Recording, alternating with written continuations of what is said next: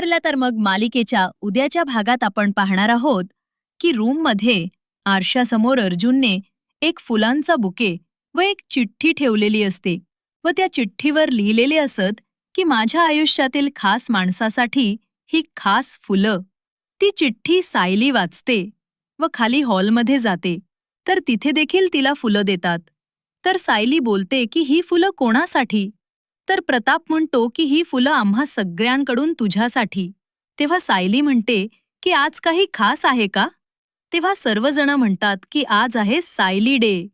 आता सायली लाजते व इकडे तिकडे पळू लागते व अर्जुनही तिच्या मागे पळू लागतो आणि अर्जुन तिला पकडतो व तिच्या केसात गजरा माळतो.